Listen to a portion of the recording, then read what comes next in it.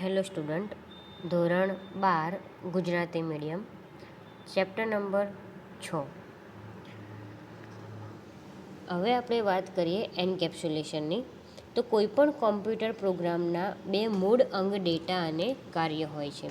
તો સંગઠિત પ્રોગ્રામિંગ એટલે કે સ્ટ્રક્ચર પ્રોગ્રામિંગ આ બે ઘટકોને અલગ અલગ ઘટક તરીકે ગણે છે, કે જ્યારે ઓબ્જેક્ટ આધારિત પ્રોગ્રામિંગ તેને એક ઘટક તરીકે જુએ છે. કે જે કોઈ પણ આપણે પ્રોગ્રામ હોય બરાબર, તો કોમ્પ્યુટર એને અલગ અલગ રીતે જોશે, જ્યારે ઓબ્જેક્ટ આધારિત પ્રોગ્રામ છે એને એક જ ઘટક તરીકે જોશે.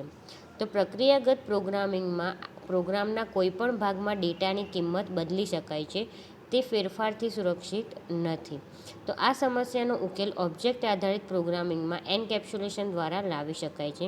અહીં ડેટા અને મેથડ વડે માહિતીની ગણતરી થાય તે સમયે પ્રોગ્રામના અન્ય ઘટકો વડે ડેટામાં ફેરફાર અથવા દુરુપયોગ સામે સુરક્ષિતતા બક્ષવામાં આવે છે. તો આ પ્રકારની રચના કે જેના વડે ડેટા અને મેથડ સામે રક્ષણ પૂરું પાડવામાં આવે છે તેને એન્કેપ્સ્યુલેશન કહેવામાં આવે છે. ડેટા અને મેથડને લપેટીને બનાવેલા એક એકમ જે ક્લાસના નામથી જાણીતા છે તેને અંગત ઘોષિત કરવાથી શક્ય બને છે. એટલે કે જે આપણે ડેટામાં જે દુરુપયોગ થતો હોય બરાબર, કે જે ડેટા શેર થતા હોય કે એની અંદર કોઈ છેડછાડ કરતું હોય ડેટાની જોડે, તો એને સુરક્ષિત કરવામાં આવે છે. અને જે સુરક્ષિત કરીએ છીએ જેના વડે એને જે સુરક્ષિત કરીએ છીએ જેને ડેટા અને મેથડ વડે બરાબર, એને એન્કેપ્સ્યુલેશન કહી શકીએ છીએ આપણે. તો જે ડેટા અને મેથડ હોય છે આપણા બરાબર, એને ભેગા કરીને એક એકમ બનાવેલો હોય જે ક્લાસના નામ જેને ક્લાસ કહેવાય છે, અને એને પ્રાઇવેટ તરીકે ઘોષિત કરવામાં આવે છે. અને જે ક્લાસના અંગત સભ્યો એટલે કે પ્રાઇવેટ મેમ્બર હોય ને બહારના વિશ્વને સીધા ઉપલબ્ધ થવા દેતા નથી. એટલે કે અહીંયા ડેટાની વાત કરી છે બરાબર. તો આ રીતે એન્કેપ્સ્યુલેશન ડેટાને છુપાવવાની ક્ષમતા પૂરી પાડે છે. અને આપણે આ પછીના પ્રકરણમાં ક્લાસ અને સાર્વજનિક ડેટા અને મેથડ વિશે જોઈશું. એન્કેપ્સ્યુલેશન બિનઇરાદાપૂર્વકની ક્રિયાઓ અને બહારના અન્ય ઓબ્જેક્ટ વડે જરૂર વગરના ડેટાને મેળવવાથી સલામત રાખે છે. જે પ્રક્રિયાગત પ્રોગ્રામિંગમાં સાર્વજનિક ડેટા વિસ્તાર માહિતીની વહેંચણી માટે સામાન્ય રીતે વપરાય છે. કે જ્યારે ઓબ્જેક્ટ આધારિત પ્રોગ્રામિંગ તેનાથી વિરુદ્ધ અન્ય પ્રોગ્રામ્સ વડે સાર્વજનિક ડેટાને સીધો મેળવવાની ક્રિયાને અટકાવે છે.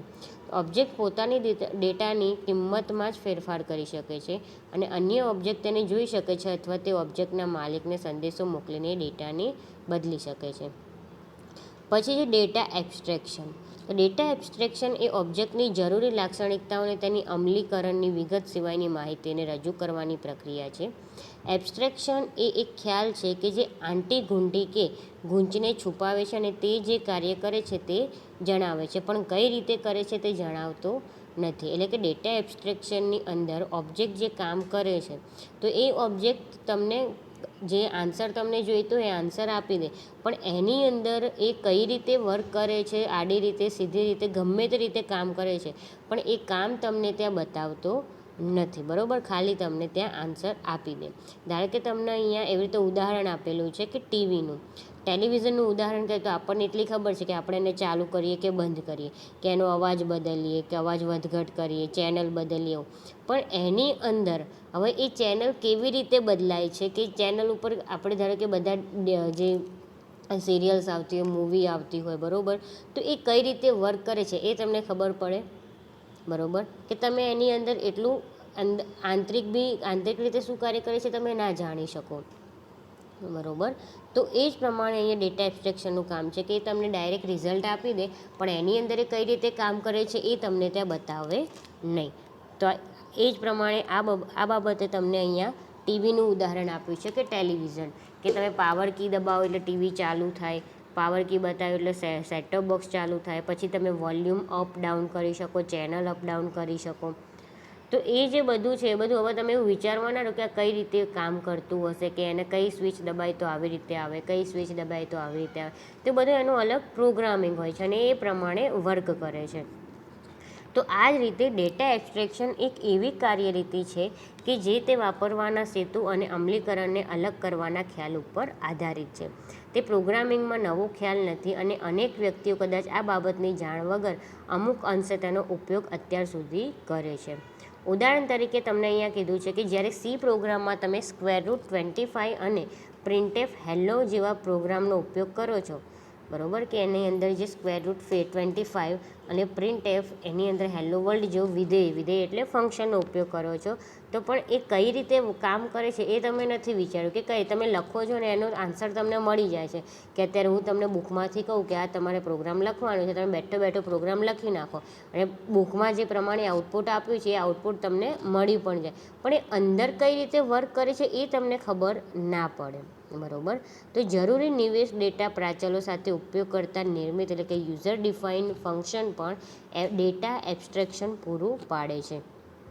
તો હવે આપણે સ્ટ્રક્ચરનો ઉપયોગ કરીને એક સી પ્રોગ્રામ વડે ડેટ પ્રકારના ડેટા જણાવીએ. તો અહીંયા તમને 3 ઘટકનો બનેલો છે જે ડેટા છે, બરાબર, દિવસ, માસ અને વર્ષ. એટલે કે ડેટ તમે ધારો કે લખતા હોય તો એની અંદર કઈ તારીખ થઈ એ તમે લખો, કયો મહિનો ચાલે છે એ લખો અને કઈ વર્ષ ચાલે છે એ જ લખો. એટલે દિવસ, માસ અને વર્ષ આ 3 ઘટકો છે શેની અંદર? ડેટની અંદર.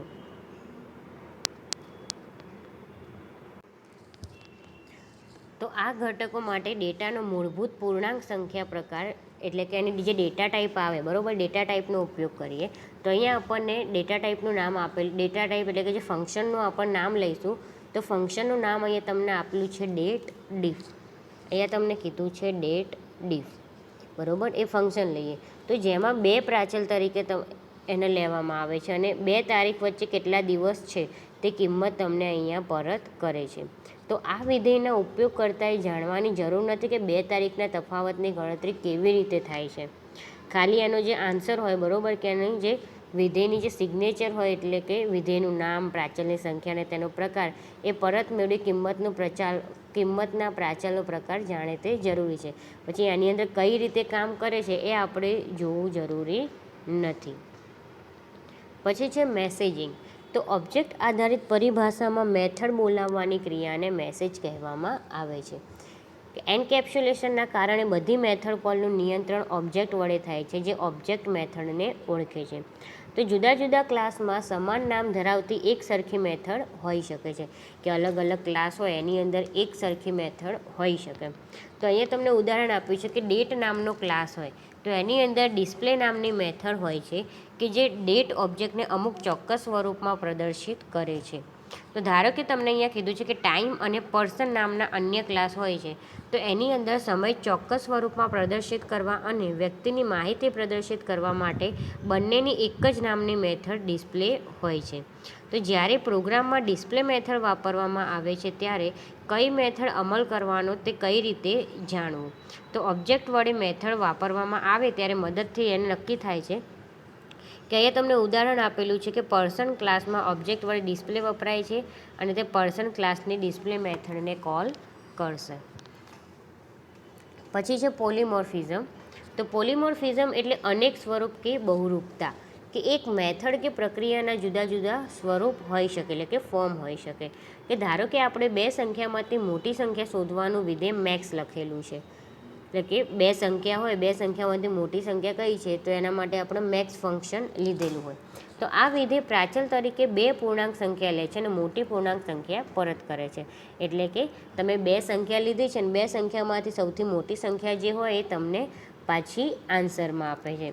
તો મેક્સ નામનું જે ફંક્શન છે એ આપણે ઉમેરવા ઈચ્છીએ છીએ કે કોઈ એરે હોય તો એરેની અંદર સંગ્રહ કરેલી જે પૂર્ણાંક સંખ્યા છે તે પૂર્ણાંક સંખ્યાઓની અંદર, ધારો કે બહુ બધી પૂર્ણાંક સંખ્યાઓ છે ને એની અંદર મોટામાં મોટી સંખ્યા કઈ છે એ તમને મેક્સ ફંક્શન દ્વારા જાણવા મળે. તો આ ફંક્શન છે એ એરે અને તેના કદને પ્રાચલ તરીકે લેશે અને મહત્તમ પૂર્ણાંક સંખ્યા પરત આપશે. તો શું એક જ નામના એક કરતાં વધુ વિધેયો વ્યાખ્યાયિત કરવા શક્ય છે? એટલે કે એક જ નામના એક કરતાં વધુ વિધેયો એટલે ફંક્શન. તો ફંક્શન બનાવી શકાય? તો પ્રોગ્રામિંગ ભાષામાં આનો જવાબ છે ના. એટલે કે જ્યારે પ્રોગ્રામિંગ ભાષામાં તમે એક કરતાં વધારે એક જ નામના ફંક્શન બનાવો તો તમને ના બનાવવા દે. હા, પણ ઓબ્જેક્ટ આધારિત પ્રોગ્રામિંગમાં તમે જ્યારે બનાવતા હોય તો ત્યારે તમને જવાબ હા મળે. એટલે કે ઓબ્જેક્ટ આધારિત પ્રોગ્રામમાં તમે જે છે એક જ જેવા ફંક્શન એ બનાવી શકો એક જ નામના, પણ પ્રોગ્રામિંગ ભાષામાં ના બનાવી શકો. તો ઓબ્જેક્ટ આધારિત પ્રોગ્રામિંગ એક જ ક્લાસમાં એક કરતાં વધારે મેથડ કે જેના નામ સરખા હોય પણ સિગ્નેચરથી અલગ હોય તેને વ્યાખ્યાયિત કરવાની મંજૂરી આપે છે. તો આ લાક્ષણિકતાને ફંક્શન કે મેથડ ઓવરલોડિંગ કહેવામાં આવે છે. એટલે કે ઓબ્જેક્ટ આધારિત જે પ્રોગ્રામિંગ લેંગ્વેજ છે એની અંદર એક જ ક્લાસમાં તમે એક કરતાં વધારે મેથડ લઈ શકો છો જેના નામ સરખા હોય, પણ એની અંદર એની સિગ્નેચર વેલ્યુ હોય એ તમારે અલગ આપવી પડે, જેને શું કહી શકો તમે? ફંક્શન મેથડ ઓવરલોડિંગ કહી શકો. તો ઓબ્જેક્ટ આધારિત પ્રોગ્રામિંગ ઓબ્જેક્ટ ઉપર પ્રક્રિયકો સાથેની પદાવલી લખવાની છૂટ આપે છે. તો ઉદાહરણ તરીકે તમને અહીંયા આપેલું છે કે date1-date2.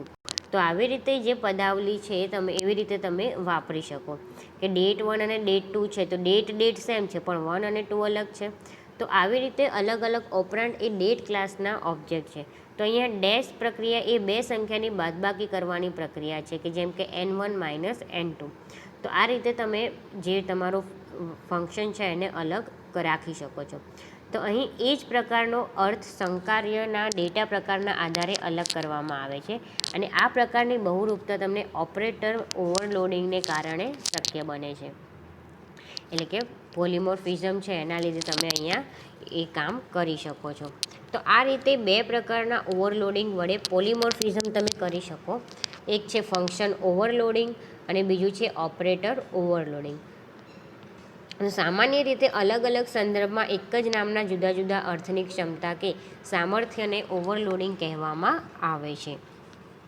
તો પોલિમોર્ફિઝમ છે ઓવરલોડિંગ વડે તમે જ્યારે યુઝ કરતા હોય તો પોલિમોર્ફિઝમના બે પ્રકાર છે, ફંક્શન અને ઓપરેટર ઓવરલોડિંગ. તો જ્યારે તમે અલગ અલગ ભાગમાં એક જ નામના અને જુદા જુદા અર્થના જે ક્ષમતા કે સામર્થ્યને યુઝ કરતા હોય ત્યારે એને ઓવરલોડિંગ કહેવામાં આવે છે. તો આ લેક્ચરમાં આટલું જ, બાકીનું આપણે પછીના લેક્ચરમાં જોઈશું.